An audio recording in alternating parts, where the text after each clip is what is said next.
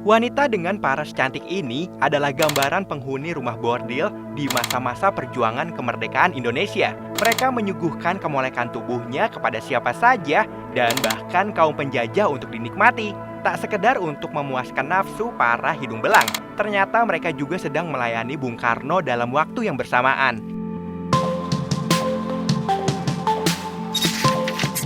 Pada umumnya, pandangan masyarakat dari dulu hingga sekarang terkait pekerja seks komersial selalu memberikan stigma yang negatif. Misalnya, profesi ini dianggap sebagai sampah masyarakat, penghancur rumah tangga, dan dipersepsikan sebagai penghuni daerah yang kelam. Pada hakikatnya, mereka adalah pelaku perilaku seks yang berganti-ganti pasangan, dapat dilakukan oleh pria maupun wanita tanpa adanya status perkawinan. Maka jelas sudah kalau stigma negatif masyarakat akan hal itu bukan tanpa alasan karena menabrak nilai keagamaan dan norma sosial. Stigma negatif yang sudah melekat pada para PSK tidak lantas membawa perilaku dan sikap mereka juga ke arah yang selalu buruk. Ada hal yang menarik terkait pergerakan Indonesia dengan para PSK yang jumlahnya mencapai ratusan. Dengan godaan birahi dan tubuh yang siap dicicipi siapa saja, mereka bisa membawa para tentara penjajah menuju ke kenikmatan semu yang bisa dimanfaatkan dengan sangat baik oleh Indonesia.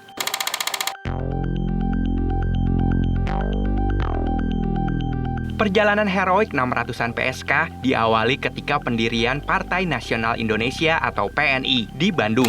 Para PSK itu dianggap sebuah kekuatan bagi PNI karena bisa melakukan tugas layaknya seorang agen mata-mata rahasia. Tugas pertama para PSK adalah memata-matai anggota PNI sendiri yang berpotensi berkhianat. Tugas kedua adalah menyusup ke penjara karena di sanalah informasi-informasi penting berseliweran. Caranya, ketika dirazia, mereka tidak mau membayar denda sehingga secara otomatis akan dipenjarakan selama 7 hari.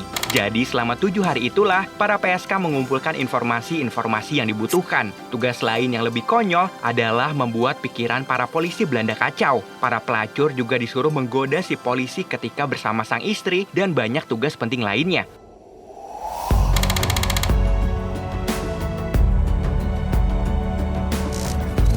Sebuah pepatah, jangan melihat orang dari luarnya saja. Dalam hal ini ada benarnya.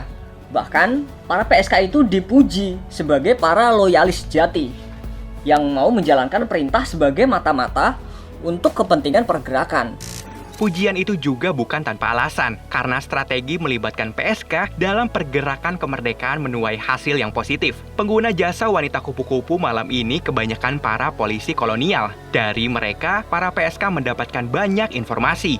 Selain itu, para PSK ini juga ikut menyumbangkan uang dari keringatnya untuk kepentingan revolusi. Rumah bordil yang memang menjadi sarang mereka dalam industri lendir kala itu bertambah fungsi untuk menyembunyikan para pejuang dan Bung Karno saat dalam pengintaian Belanda. Tak cukup di situ, hunian mereka juga dijadikan tempat penyelundupan senjata bagi para pejuang gerakan bernama Laskar Rakyat Jakarta Raya yang punya tujuan menyerang Jakarta dalam menaklukkan Jepang dan Belanda. Hasilnya sangat mengagumkan. Informasi-informasi yang sangat bermanfaat berhasil didapat dan dijadikan alat untuk memperdaya si penjajah. Banyak hal yang bisa dilakukan oleh para PSK itu untuk membantu kaum pergerakan nasional. Paling tidak, mereka dapat menggoda polisi Belanda. Jalan apa lagi yang lebih baik supaya melalaikan orang dari kewajibannya selain mengadakan percintaan yang bernafsu dengan dia?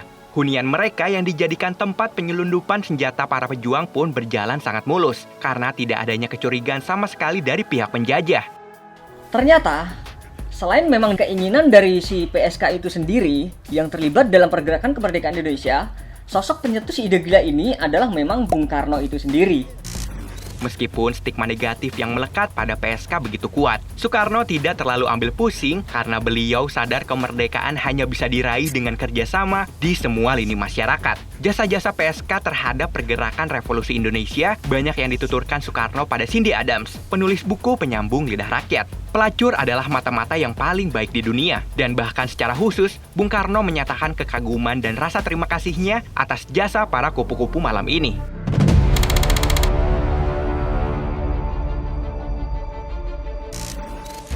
Di sisi lain, keterlibatan dari para PSK dalam membantu pergerakan bukan tanpa halangan. Bahkan halangan itu datang dari pihak pejuang itu sendiri. Yap, tentu akan selalu ada halangan yang kontra terhadap sebuah keputusan, tindakan, atau apapun itu. Hal baik dengan melibatkan sebuah subjek yang baik saja akan selalu berbeda pandangan. Apalagi yang terlibat adalah justru kelompok orang yang dinilai tidak baik di masyarakat. Salah satu bentuk halangan akan keterlibatan PSK datang dari Ali Sastroamidjojo yang merupakan kawan seperjuangan Bung Karno yang juga seorang tokoh politik. Pada suatu waktu, Ali bahkan bertengkar hebat dengan Bung Karno. Alasan Ali sangat menantang karena keterlibatan PSK dianggap merendahkan nama dan tujuan. Alhasil, Ali dilibas oleh Bung Karno dengan ultimatum yang salah satunya berbunyi,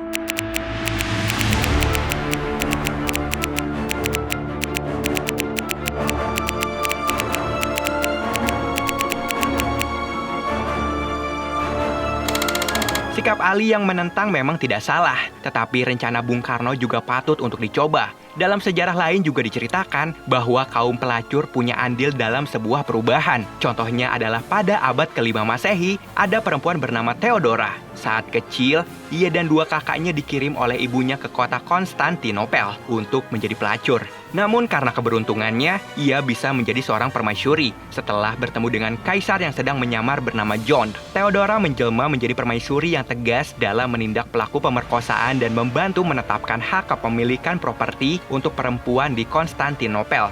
Tak hanya sampai di situ, ada juga cerita dari Aspasia, Rahab, Nalguin, dan Georgina Bayer yang bisa mematahkan stigma negatif dengan kegigihan sehingga pada akhirnya menjadi seseorang yang punya pengaruh dalam perubahan. Singkatnya, kemerdekaan Indonesia pun bisa diraih. Tak semua tokoh masyarakat berpikir seperti Soekarno. Jasa para pelacur zaman itu bagi Indonesia seharusnya dihargai karena mereka sebagai informan penting setara intelijen. Informasi sangat-sangat mahal dalam proses perjuangan kemerdekaan. Meski banyak orang meragukan keterlibatan PSK kala itu dan cenderung tidak mempercayainya, tapi mereka bisa menunjukkan hasil yang luar biasa. Dalam praktik kehidupan layaknya filosofi yin and yang, kepercayaan dan ketidakpercayaan akan selalu berdampingan. Hanya saja untuk menengahinya, kita bisa merujuk ke pembuktian dan hasil.